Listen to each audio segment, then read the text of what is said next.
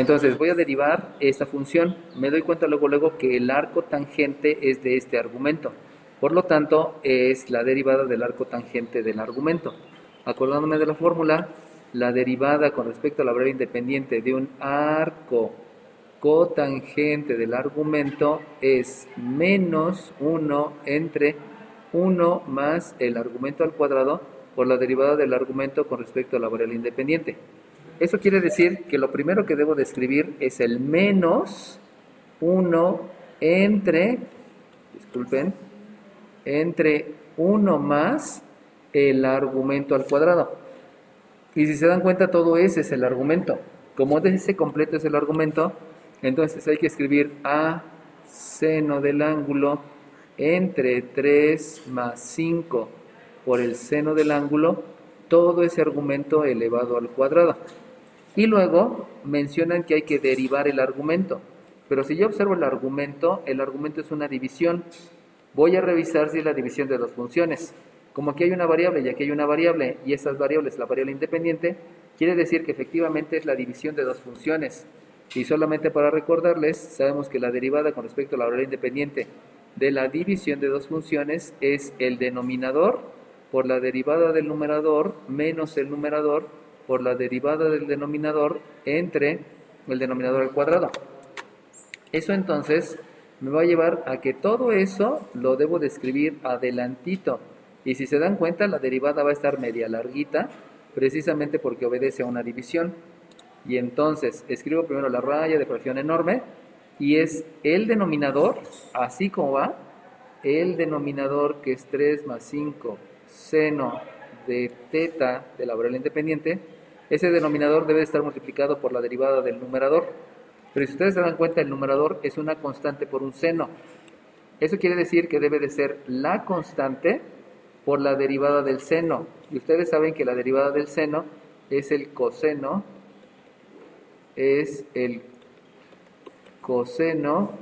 del argumento por la derivada de ese argumento. Pero ese argumento solamente es una letra, por lo mismo es la derivada de la letra con respecto a la variable independiente, que ya sabemos que pues es esa misma letra. Ahí lo que acabo de hacer es el denominador por la derivada del numerador. Ahora vamos a escribir menos el numerador, tal cual, que es a por el seno de la variable independiente, multiplicado por la derivada del denominador. Pero el denominador, si se dan cuenta, es una suma. Como es una suma, entonces es la derivada del primero más la derivada del segundo. El primero es una constante, por lo tanto la derivada del primero es 0, más la derivada del segundo se parece a la de arriba, solamente que ahora la constante no es una a, sino es un 5. Por lo tanto, es la constante que es 5 por la derivada del seno, y ya habíamos dicho que la derivada del seno es el coseno. Por lo tanto, aquí va a haber un coseno del ángulo por la derivada de esa variable independiente con respecto a la misma variable independiente, y todo eso debe de ser dividido entre el denominador al cuadrado. Eso implica que aquí es un 3 más 5 por el seno del ángulo elevado al cuadrado.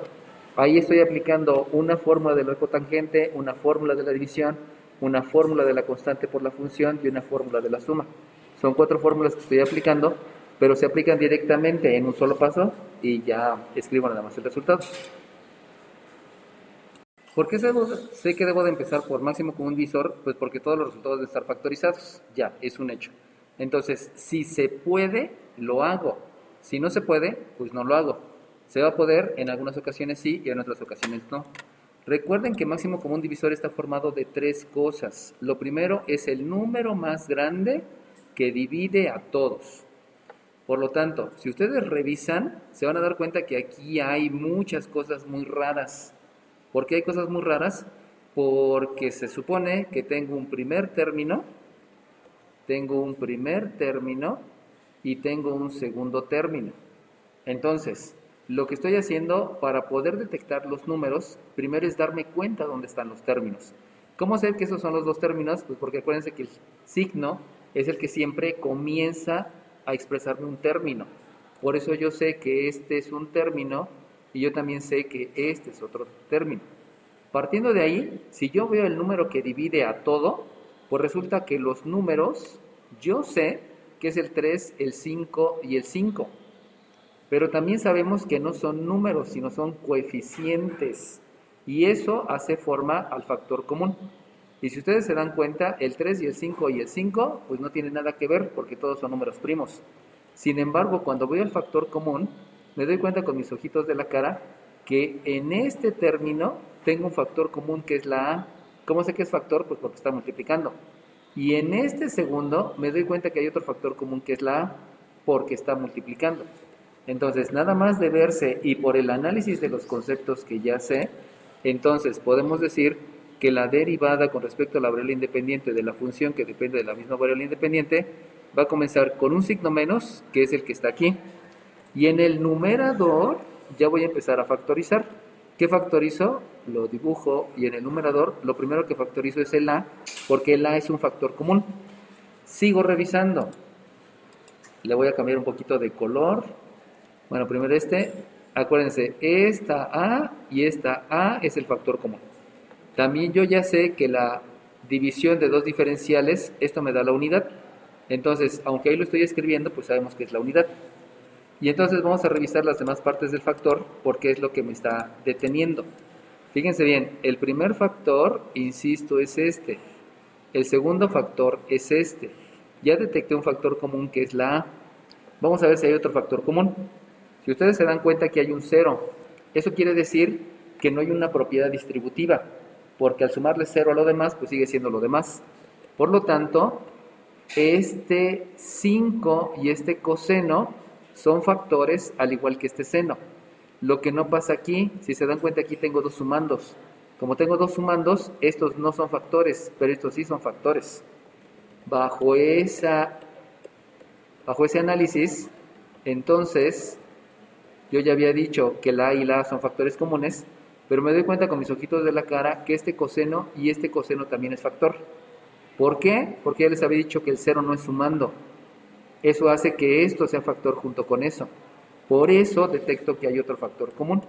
Y entonces llegamos a la conclusión que el siguiente factor común precisamente es el coseno de alfa, es el coseno de alfa y es este coseno de alfa. Y por lo tanto ya podemos escribir al coseno de alfa, coseno de teta, como otra parte del máximo común divisor. Una vez calculado el máximo común divisor, que es este, recuerden que el signo menos no es máximo común divisor, aquí era desde el principio. Entonces, ese máximo común divisor debemos de hacer una división de este primer término entre el máximo común divisor. Si se dan cuenta, esta entre esta me da 1, este coseno entre este coseno me da 1, y el resultado entonces de la división solamente es esta suma. Por lo tanto, el resultado de la división es aquí un 3 más 5 veces el seno de teta. Si se dan cuenta, no estoy escribiendo un paréntesis, porque en realidad no es necesario escribirlo, debido a que estos dos dividido entre el máximo común divisor me dio la unidad. Entonces, la unidad por lo demás, pues sigue siendo lo demás, por eso no hubo necesidad de especificar la propiedad distributiva, por eso no va el paréntesis. Luego, tengo que dividir el segundo término, que es este, entre el máximo común divisor. Esta A entre esta A me da la unidad, este coseno entre este coseno me da la unidad, y lo único que va a quedar va a ser el seno, va a ser el 5 y va a ser esta división, que esa división es 1. Por lo tanto, lo único que me queda es este 5 con este seno, que como ustedes saben lo debo de escribir en orden a manera de término. Ya les había dicho que no es un concepto, pero es necesario siempre hacerlo. Aquí me va a quedar un más 5 seno de teta. Hacemos el arreglo de la raya de fracción, porque la raya de fracción no puede quedar tan grande, aunque me acabo de dar cuenta que aquí me falta este y me falta este. Entonces, este primero lo debo de escribir. Si ustedes se dan cuenta, aquí tengo una división elevado a un exponente. Debido a que tengo una división elevado a un exponente, me doy cuenta que debo de aplicar la propiedad de los exponentes. Y la propiedad de los exponentes menciona que si yo tengo una división elevado a un solo exponente, va a ser la base del numerador elevado al exponente y la base del denominador elevado al exponente. Eso implica entonces que voy a tener un 1 más una cuadrada por un seno cuadrado del ángulo dividido entre un 9 más más un 25 por el seno cuadrado del ángulo, debido precisamente a que estoy aplicando propiedad de los exponentes. Acuérdense que la propiedad se aplica tanto en la multiplicación y en la división, por eso me queda el 25 y me queda el seno cuadrado, y por eso me queda el a cuadrada y el seno cuadrado. Estoy elevando a cada pedacito. Esto, como está en una raya de fracción, le debo de escribir aquí un paréntesis, y luego escribo el otro paréntesis, y el otro paréntesis resulta que es un 3 más el seno de más, disculpen, 5 seno de teta elevado al cuadrado. Y aquí acabo de cometer una imprecisión. ¿Cuál fue la imprecisión? Que yo no debo de elevar el binomio al cuadrado porque debe quedar factorizado. Y como debe quedar factorizado, fíjense aquí como que hay una suma. Y también aquí estoy cometiendo una imprecisión muy grande, porque si yo tengo un binomio al cuadrado, eso debe de ser a cuadrada más el doble producto del primero por el segundo más el cuadrado del segundo. Y si se dan cuenta, aquí nada más puse los cuadrados, pero no puse al doble producto. Eso fue un error muy grave, que obviamente a uno le pasa porque se distrae. Y entonces, regresando desde el punto de vista que no debo de elevar al cuadrado, porque si no deja de estar factorizado, vamos a componerle. Debe de estar aquí un 3 más el seno del ángulo elevado al cuadrado. Vuelvo a repetir la razón. ¿Por qué no elevé al cuadrado el denominador? No lo elevé al cuadrado porque debe de estar factorizado. Y si yo lo elevo, el tener un binomio al cuadrado me va a generar un trinomio cuadrado perfecto. Por eso yo no lo elevo. Muy a diferencia de acá, si se dan cuenta en el numerador yo no tengo un binomio, yo nada más tengo un producto. Por eso estoy aplicando propiedad de los exponentes.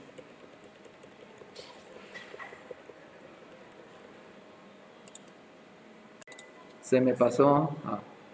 Aquí no es 3 más el seno, es 3 más 5 veces el seno. 3 más 5 veces el seno. Como mis 5 y mis 6 los hago similar, por eso luego me confundo, ¿no? Por eso es necesario estar revisando a cada rato, ¿no? Ok, de lo primero que me doy cuenta es que efectivamente hay términos semejantes. Muy bien, ¿cuáles son esos términos semejantes? Pues este con este son términos semejantes. Por lo tanto, con los términos semejantes, lo que yo debo de aplicar es la ley de la suma. La ley de la suma. ¿Por qué la ley de la suma? Pues porque este es positivo y este es positivo, y precisamente el seno es el que me dice el nombre del término. Por eso está bien que hayan dicho que es 10 veces el seno de teta. Se hace la suma de los números y se deja lo que me indica cuál es el término semejante. Pero tengo que ver jerarquía de operaciones. Y ahí es donde sus compañeros cometieron la imprecisión. Fíjense bien, aparentemente, si yo me quedo con el concepto de cancelar, que es un concepto horrible, van a decir, este se cancela con este y me da la unidad. Me dijeron, no es cierto, se llama división. Pues tampoco. ¿Por qué tampoco? Porque existe la jerarquía de operaciones. Y la jerarquía de operaciones me está diciendo que primero debo de hacer las operaciones que están entre paréntesis. Y la operación que está entre paréntesis es una suma de números racionales. Entonces, yo no puedo dividir, ahí es donde les digo, ¿no? Si se casan con el concepto de cancelar, luego su cerebro dice, uno abajo, uno arriba, se cancela. Ah, no, perdón, ya no voy a decir se cancela porque se enoja el maestro. Mejor digo se divide. Pues no, porque no están entendiendo el concepto de jerarquía de operaciones. Por jerarquía de operaciones, vuelvo a repetir, la primera operación que debemos de hacer es la que está entre paréntesis. Esta es una raya de fracción y entre paréntesis, aquí yo no puedo hacer ninguna operación. Aquí tampoco, porque ya les dije que si hago el binomio al cuadrado me va a dar un trinomio cuadrado perfecto. Pero existe otro paréntesis, y el otro paréntesis precisamente es el corchete. Entonces debo de hacer las operaciones que están dentro del corchete, y esa operación es una suma de números racionales. Y ya que la haga, ahora sí ya puedo hacer la siguiente operación, porque no pueden dividir. ¿Por qué no pueden dividir? Porque entonces lo que tienen que hacer es una propiedad distributiva, y la propiedad distributiva es distribuir la multiplicación sobre ambos elementos de la suma. Ahí es donde el concepto que tienen, perdón, la palabra que tienen de cancelar hace que su proceso esté inadecuado porque no están entendiendo lo que implica los demás conceptos que les estoy mencionando. Propiedad distributiva, suma de números racionales, jerarquía de operaciones, etc. Entonces, esta jerarquía de operaciones me dice que primero debo de hacer la suma de números racionales. Por lo tanto, aquí le agrego la suma de números racionales.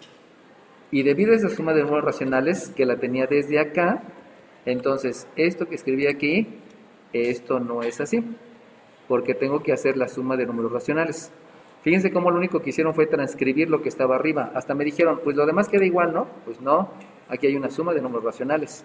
Por lo tanto, debo de escribir la raya de fracción y calcular el mínimo común múltiplo. Ustedes saben que el mínimo común múltiplo es el producto de todos los denominadores, de todas las bases que hay en el denominador. Por lo mismo, el mínimo común múltiplo es 3 más 5, dejen hacer bien mi 5, por 5 por el seno de la variable independiente elevado al cuadrado.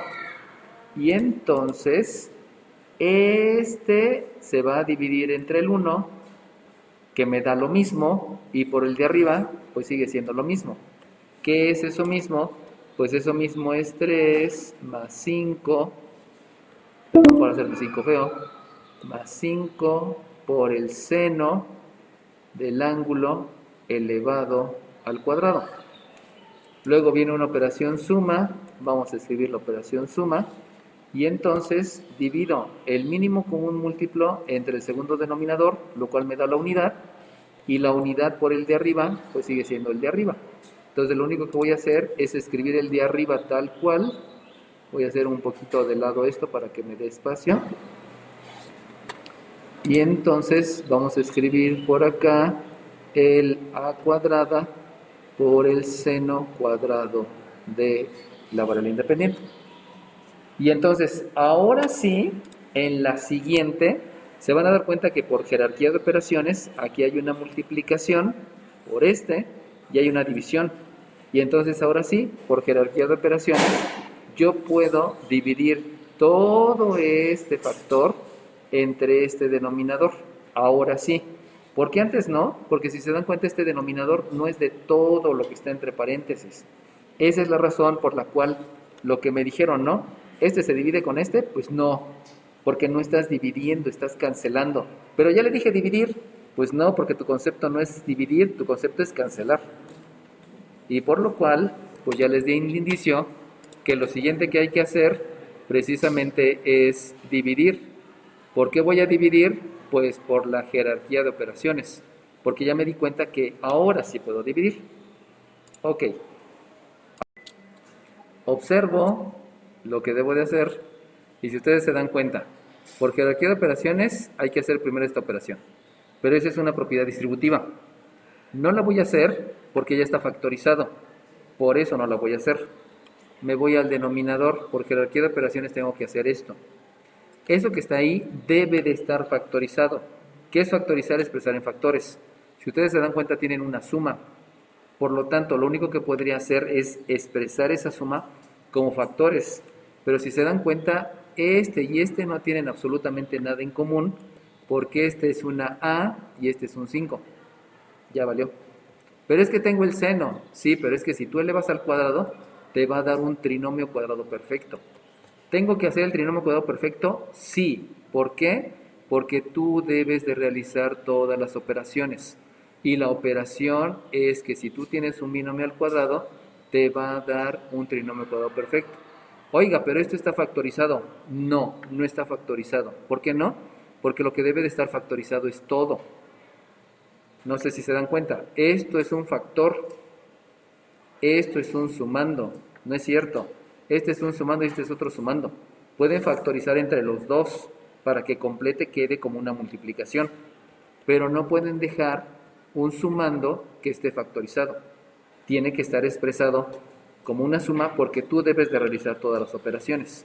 Entonces, en ese contexto, pues lo único que puedes hacer es elevar el binomio al cuadrado, por lo cual te queda la derivada con respecto a la variable independiente de la función que depende de la misma variable, es menos, y en el numerador yo no voy a hacer absolutamente nada porque ya está factorizado. Aquí lo único que sería es acomodar. Primero va el 10, porque el 10, si se dan cuenta, involucra una función trigonométrica, y el 3 es una constante. Ya aprendimos que primero van las variables y luego van las constantes. Y en la otra, pues le va a quedar un 9, más un 30 seno de teta más un 25 seno cuadrado de teta.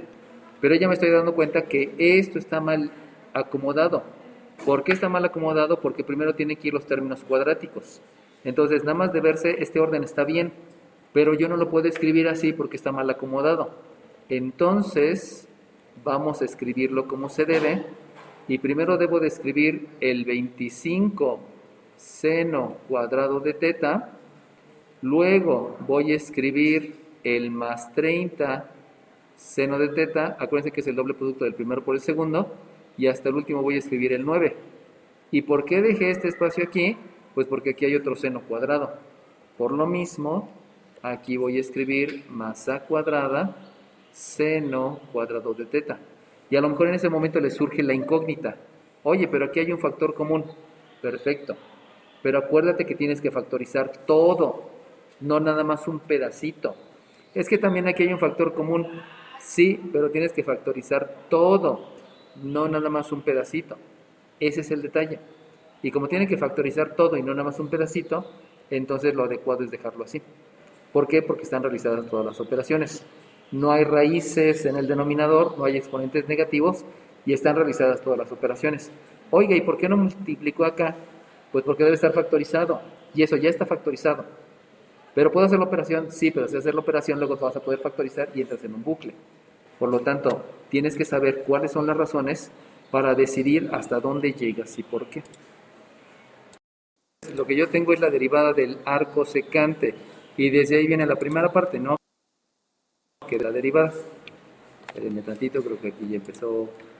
No ha empezado. Entonces, les repito la fórmula, dejen borrar esto. Y la fórmula es que la derivada con respecto a la variable independiente del arco secante del argumento debe de ser 1 entre el argumento por la raíz cuadrada del argumento al cuadrado menos 1 por la derivada del argumento. Pero si ustedes se dan cuenta también está la del número Neper y se deben de acordar entonces, se les escribo por aquí arriba, que la derivada con respecto a la variable independiente del número Neper elevado a una función es el mismo número Neper elevado a la función por el logaritmo neperiano de la base por la derivada del exponente. Sabemos que este es 1, ¿no? Y que muchas veces no se escribe, pero solamente es para que me la entiendan. Entonces, revisando lo que me dijeron, precisamente está el argumento está aquí, quiere decir que está bien. Luego viene el argumento al cuadrado está bien, y luego viene menos 1 y está bien. Pero donde ya se me atoró su compañero es precisamente en la derivada del argumento.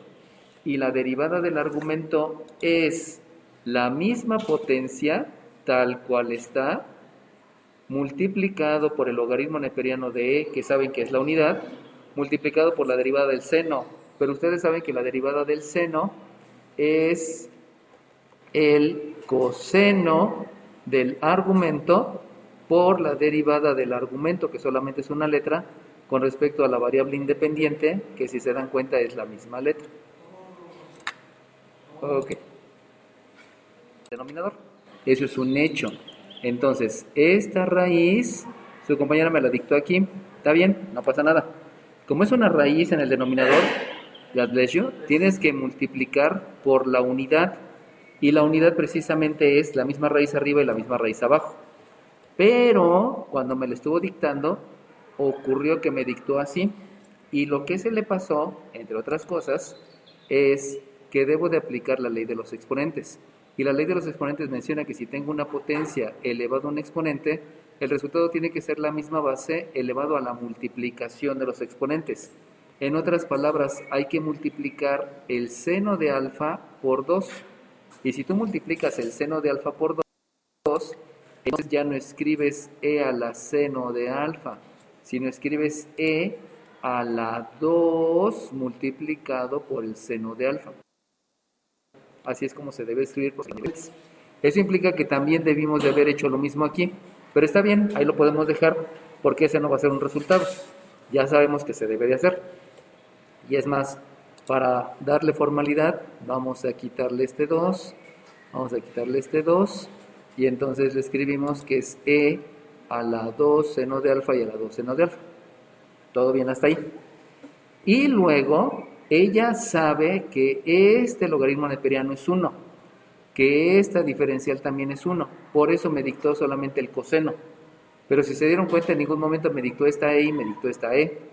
¿Por qué no me la dictó? Pues porque su compañera se dio cuenta que por jerarquía de operaciones, lo que yo puedo hacer primero es precisamente eso, que este que está en el numerador y este que está en el denominador se pueden dividir. Entonces, por jerarquía de operaciones, tú lo primero que haces es dividir. Ella vio primero la raíz, perfecto, está bien, vio la raíz y hay que racionalizar. Pero sin embargo, hay que ver todo lo demás que involucra leyes de los exponentes, jerarquía de operaciones y la división. Y efectivamente, lo que me dictó ella está bien, pero le faltó decirme que dividió y le faltó aplicar la ley de los exponentes, que era ahí lo importante de todo, ¿no? Les había mencionado al principio de la clase que esta es la primera materia donde te hace notar que si un concepto lo tienes mal, ya, todo estuvo mal. Y no puedo decir aquí, es que está medio bien. No, es un proceso. ¿Debo de hacer jerarquía de operaciones? Sí. ¿Cuál es la operación que voy a hacer primero? Muy bien. Debido a la jerarquía de operaciones, me doy cuenta que lo primero que debo de hacer es esta raíz. Y como debe de hacer esa raíz, sí, efectivamente debo de factorizar por una diferencia de cuadrados. Eso quiere decir entonces que por jerarquía de operaciones, primero estoy revisando lo que ocurre en el numerador. Y lo que ocurre en el numerador, como me había dicho su compañero, debo de factorizar por máximo común divisor. Y entonces aquí me va a quedar de la factorización. Y la factorización, como es una diferencia de dos cuadrados, hay que calcular la raíz del primero y la raíz del segundo.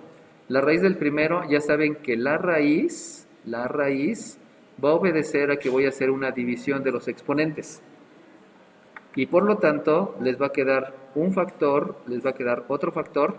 Y como aquí tienen un índice que es 2, este 2 se va a dividir entre este 2 y me va a dar la unidad. Eso implica que la raíz me va a llevar a un número Neper elevado a la seno de alfa y un número Neper elevado a la seno de alfa. La raíz de 1, ustedes saben que es la unidad. Y aquí le voy a escribir una suma y aquí le voy a escribir una resta. Como todo está en la raíz, pues hay que dibujar el radical. Ya, ahí factoricé. Pero lo más importante es lo de abajo. Si ustedes se dan cuenta, este por este, lo que estoy aplicando es precisamente las leyes de los exponentes. ¿Por qué estoy aplicando las leyes de los exponentes? Pues porque estoy multiplicando dos bases que son iguales. Aunque también puede haber escrito que lo voy a hacer por definición de potencia. Definición de potencia me dice que si una raíz se multiplica por otra raíz, me va a quedar una raíz al cuadrado, porque se está multiplicando por sí mismo dos veces. Y esa raíz al cuadrado es una operación inversa. Entonces, voy a tener la operación inversa debido a que esta raíz, por definición de potencia, me va a quedar al cuadrado. Y al quedarme al cuadrado, ahora sí puedo aplicar la operación inversa. Pero primero hay que mencionar la definición de potencia.